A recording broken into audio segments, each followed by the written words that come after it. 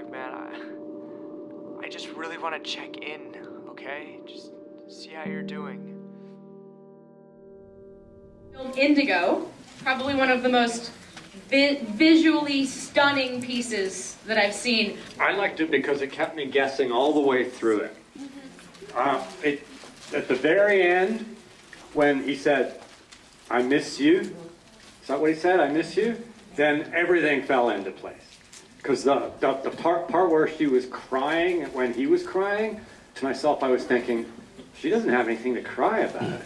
Because everything, you know, she's so beautiful and she's the star of everything. And then at the end, the penny dropped. Oh, they had already had a relationship. I agree. It's one of those films that really does leave a lot up to you to decide. What the background, what the past is, what the motives are. You know, what did she have to cry about? To me, it was so interesting that here was a man working his butt off and being shut down constantly, nothing fast enough, nothing good enough, not looking stinky and dirty. But he's working his butt off, and here is a girl who's in a fashion, not saying that modeling isn't a difficult industry, but everything is so, everything that they're saying about her is all superficial. It's all a visual, it's all a beauty, but it's nothing to do with her talents, her skills. So I can see why she would be super depressed in that situation, because there's no depth to what anyone's saying to her. It's all on the outside. Fascinating point, absolutely. I thought the cinematography was beautiful and really, really, really well done and very interesting.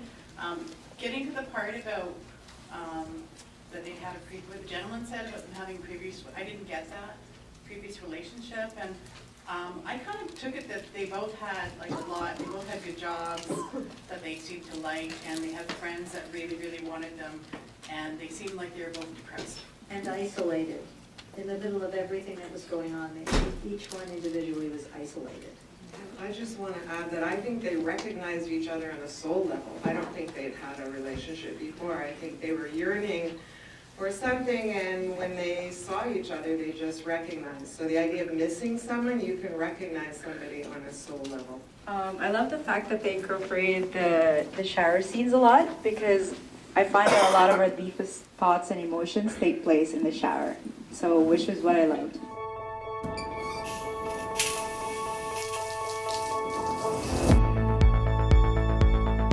Absolutely, there's this, the shower thoughts that show up. Also, I like the fact that there's a section where the rain, or the shower water goes backwards and dries them off. I just thought about how the water started to come down on them, and then when they met each other, it was almost like they were underwater and they were coming up for a breath finally.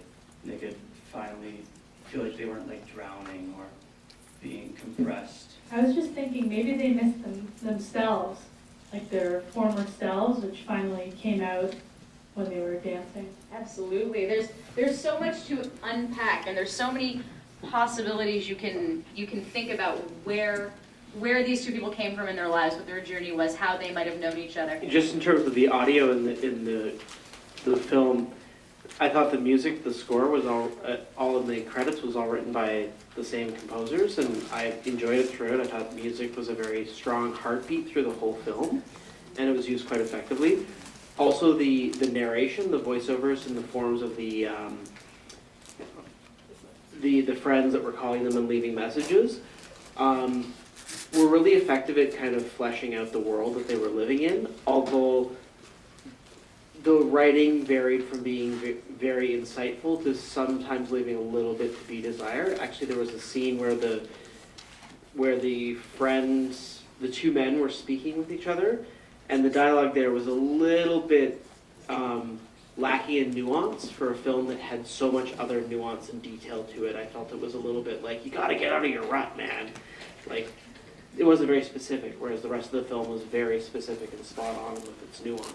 Yes, it's a very nuanced film for sure, and I do agree with that point wholeheartedly. Friend relationship. The friends were really, really active characters in there to describe the characters that are the main characters. Mentioning the friendships, it felt a little bit sexist that the female friends were all very superficial, but the masculine friend was very deep and supportive. And I think that's not fair in the way it was portrayed. You know, I have female friends who can be extremely deep as well, and masculine friends who can be extremely superficial as well. That felt a little bit unbalanced over there. But it could have been just the fact that her life was, because she was a model and it was in that category, that perhaps that's all that she was hearing, even if they were saying something else. Fascinating point. I think when we, like, both these characters seem to have worlds really, really deep in their own head a lot. So it's hard to see what they're through their eyes, what they're hearing and what they're seeing. And it's an interesting lens through which to view themselves through.